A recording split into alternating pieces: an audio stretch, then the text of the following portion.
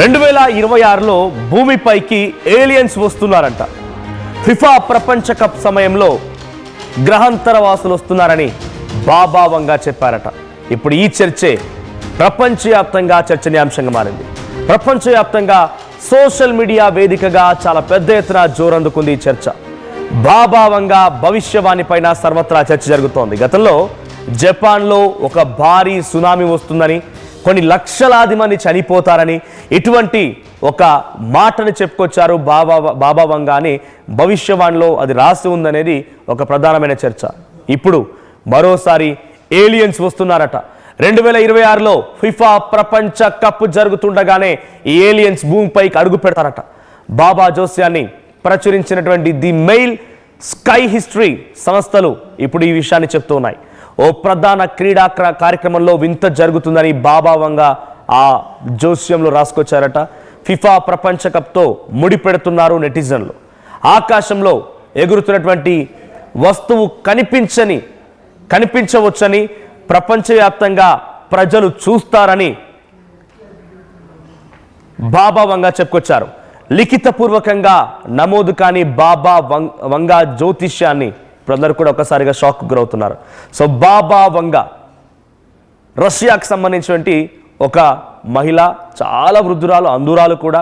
తను ఎప్పుడో భవిష్యవాణి రాసి చెప్పుకొచ్చిందని, దాన్ని ఎవరో తన శిష్యులు లిఖితపూర్వకంగానో లేకుండా అక్కడిక్కడ ప్రచారం చేస్తూ ఉంటారని తెలిసిందే. అయితే 2026లో ఒక పెద్ద క్రీడ జరుగుతూ ఉండగా ఈ యొక్క అద్భుతమైనటువంటి దృశ్యం ఆవిష్కరించబోతోంది.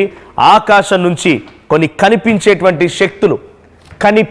శక్తులు భూమిపైకి రాబోతూ ఉన్నాయి. ఆ శక్తులు ఏలియన్స్ అనేటువంటి మాటని భవిష్యవాణిలో బాబా వంగా చెప్పుకొచ్చారట. మరి అంత పెద్ద జరిగేటువంటి సంఘటన ఏంటి అని ఆలోచించినప్పుడు అది ఫిఫా ఫుట్బాల్కి సంబంధించినటువంటి ఒక క్రీడ. సో ఆ స్థాయిలో జరగబోతున్నటువంటి ఈ క్రీడకు సంబంధించిన సంఘటన రోజే ఈ యొక్క బాబా వంగా జోస్యం అనేది ఆవిష్కృతం కాబోతోంది అనేది చాలా మంది చెప్తున్న మాట. సో బాబా వంగా ప్రెడిక్షన్స్లో నిజంగా అంతటి స్థాయిలో నిజమైన ఉన్నాయా? సో బాబా వంగా తను 1996లోనే బల్గేరియాకి సంబంధించినటువంటి, ఇందాక రష్యా అన్నాను, but she belongs to Bulgaria. So బల్గేరియాకి సంబంధించినటువంటి ఒక మహిళ, అందురాలు. 1911లో జన్మించింది. 1996లో తను మరణించింది. తన మరణం తర్వాత ఈ రోజు వరకు మనం తన గురించి మాట్లాడుకుంటున్నామంటే తన భవిష్యత్తుని ముందుగానే అంచనా వేయగలిగిందంట.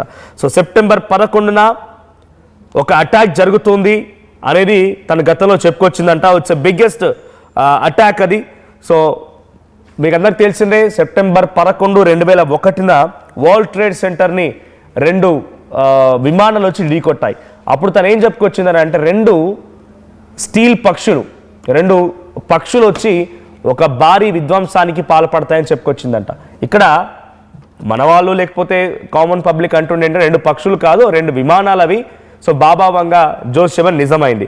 తర్వాత సబ్మెరైన్ డిజాస్టర్, తను కుర్స్క్ అనేటువంటి ప్రాంతంలో ఒక సబ్మెరైన్ డిజాస్టర్ అవుతుందనేటువంటి మాటని ముందుగానే చెప్పుకొచ్చిందట. అది కూడా నిజమైందనేటువంటి మాటల్ని సామాన్య ప్రజలు చెప్తూ ఉన్నారు.